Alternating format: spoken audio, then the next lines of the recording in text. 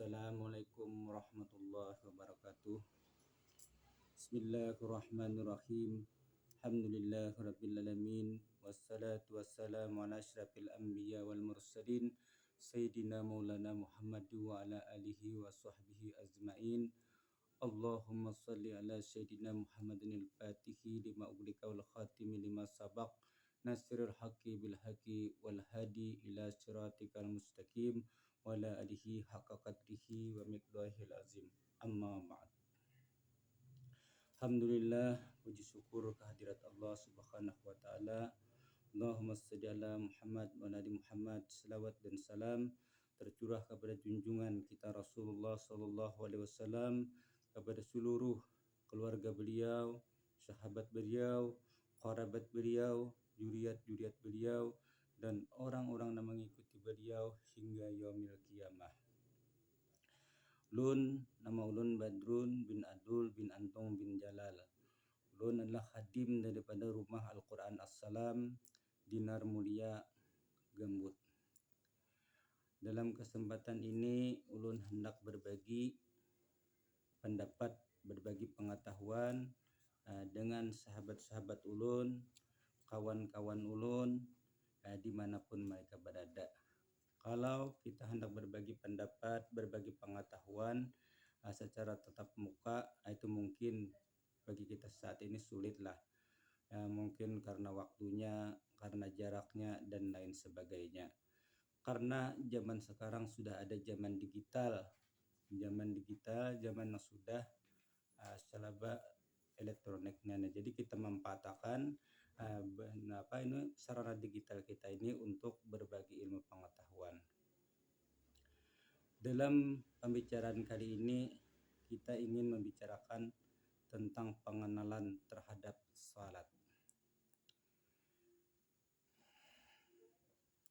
Salat artinya adalah sembahyang. Salat itu bahasa Al-Quran, sedangkan sembahyang itu adalah bahasa Indonesia.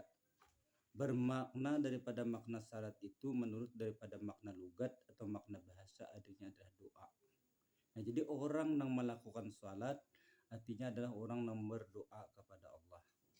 Dan makna salat pada makna syara atau makna aturan dalam agama Allah Subhanahu wa taala ialah beberapa perkataan dan beberapa perbuatan yang semuanya sudah ditentukan baik waktunya dan jumlah pekerjaannya, yang mana pekerjaannya itu diawali dengan takbir dan disudahi dengan salam. Demikianlah yang disebut dengan salat dan disyaratkan atau dituntut dengan aturan Islam melakukannya itu dengan berwudu. Nah, adapun yang lain daripada itu seperti sujud tilawah, sujud syukur itu kada termasuk yang dinamakan dengan sembahyang atau kada termasuk karena sembahyang. Nah, itu sekadar sujud saja yang disyariatkan di dalam agama karena ada ketentuan-ketentuan yang menyebabkan orang itu disunatkan untuk melakukan sujud tersebut. Sedangkan sembahyang sudah ada aturannya dan ada ketentuannya. Di dalam agama kita, agama Islam ini, kita dipardukan atau diwajibkan mengerjakan sembahyang itu sebanyak 5 waktu dalam sehari semalam. Itu sudah kita ketahui sabarataan. Dan sembahyang Jumat itu sendiri termasuk adalah sembahyang yang dalam kategori adalah sembahyang 5 waktu karena dia menggantikan menggantikan sholat zuhur pada hari Jumat bagi orang-orang yang diwajibkan berjumat dan tidak. Adapun urutan daripada sembahyang kita di dalam agama kita, agama Islam ini, yang pertama urutannya adalah zuhur, yang kedua asar, yang ketiga maghrib, yang keempat isya, yang kelima subuh. Jadi subuh adalah merupakan salat terakhir di dalam sembahyang kita. Dan bermula sembahyang ini diwajibkan oleh Allah Subhanahu wa taala kepada Nabi kita Muhammad sallallahu alaihi wasallam itu saat Nabi Muhammad sallallahu alaihi wasallam menerimanya itu pada malam Isra dan Mi'raj Nabi Muhammad sallallahu alaihi wasallam malam 27 Rajab. Pada saat 27 Rajab malam itulah Nabi menerima kefarduan, menerima kewajiban dari Allah Subhanahu wa taala untuk melakukan salat 5 waktu tersebut. Namun pada subuh 27 Rajab itu Nabi kada melaksanakan salat subuh karena terhalang pengetahuan Nabi tentang kaifiat bagaimana mengerjakan salat subuh. Karena Allah Subhanahu wa taala belum menurunkan Jibril untuk mengajarkan bagaimana cara melaksanakan salat subuh.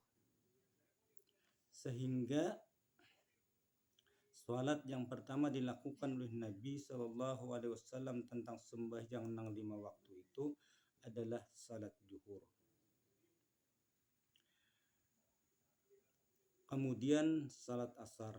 Nah, zuhur dan asar itu yang pertama kali dilaksanakan oleh Nabi Shallallahu Alaihi Wasallam pada siang 27 Rajab, yang mana malam 27 Rajab itu Nabi diisrakan dan dimi'rajkan. Adapun maghrib yang pertama dilaksanakan oleh Nabi dan isya yang pertama dilaksanakan, subuh yang pertama dilaksanakan adalah pada tanggal malam 28 Rajab. Nah, tanggal 28 Rajab. Dan setiap waktu salat itu Jibril turun mengajarkan cara kaifiatnya, dan caranya itu dilakukan oleh Jibril kemudian dicontoh oleh Nabi dan mereka mempraktikannya tepat di samping pintu Baitullah pada saat itu.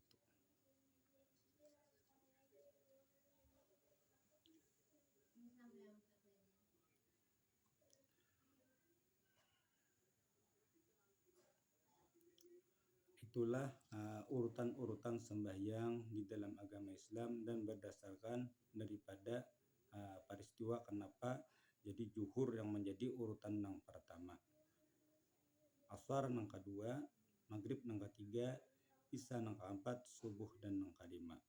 Dan sembahyang ini dilakukan dalam 5 waktu itu di dalam sehari semalam, yang artinya di dalam 2 tanggal.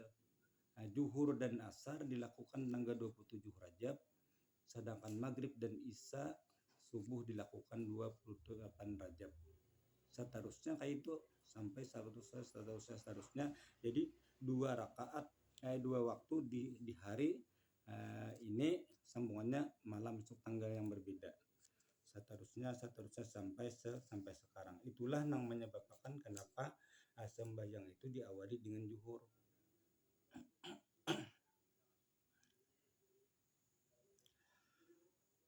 Apakah permasalahannya sebelum Nabi Muhammad Sallallahu Alaihi Wasallam itu diisrakan dan dimi'rajkan itu Nabi sudah menerima ada kewajiban sembahyang? Ini pertanyaannya. Jawabannya Nabi sudah menerima sembahyang, tapi bukan sembahyang 5 waktu. Nah, jadi sebelum Nabi Sallallahu Alaihi Wasallam itu diisrakan dan dimi'rajkan, Nabi Muhammad Sallallahu Alaihi Wasallam sudah menerima kewajiban melaksanakan sembahyang, yaitu sembahyang malam. Seperti di dalam Quran dijelaskan wa minal laili fatahajjat bihi nafilatan lak. Artinya dan daripada malam maka sembahyang tahajudlah engkau wahai Muhammad, fardu yang lebih baik bagimu daripada firman Allah Ta'ala. Nah, jadi dari firman Allah Ta'ala yang terbaik untuk kamu wahai Muhammad maksudnya ialah kewajiban sembahyang tahajud. Jadi Nabi sudah sembahyang tahajud, dan sembahyang tahajud itu adalah wajib bagi Nabi Muhammad SAW dan bagi umat Nabi Muhammad SAW sebelum terjadinya Isra Mi'raj, sebelum Nabi menerima sembahyang 5 waktu. Setelah Nabi menerima sembahyang 5 waktu, maka kewajiban sembahyang tahajud itu sudah ditiadakan, kemudian dijadikan hanya sunat bagi Nabi dan umat Nabi Shallallahu Alaihi Wasallam. Di ayat lain Allah Subhanahu wa taala berfirman, ya ayyuhal muzammil qumil laili ila qalil nisfuhu aw minhu falyawidhu alaih. Hai orang yang berselimut, artinya Nabi Muhammad Sallallahu Alaihi Wasallam yang sedang guring. Ujar Allah Ta'ala, bangunlah engkau di pertengahan malam atau di penghujung malam untuk melakukan salat malam. Nah, ini dalil yang dikuatkan oleh ulama bahwasanya sudah ada kewajiban sembahyang sebelum menerima sembahyang 5 waktu. Nah, sudah ada kewajiban.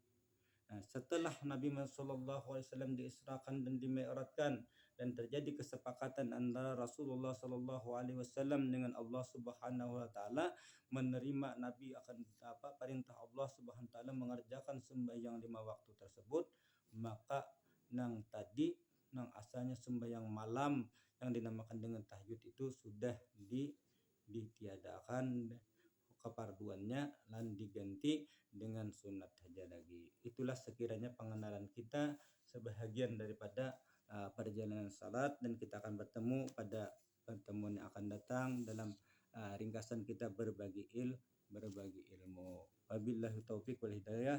Assalamualaikum warahmatullahi wabarakatuh.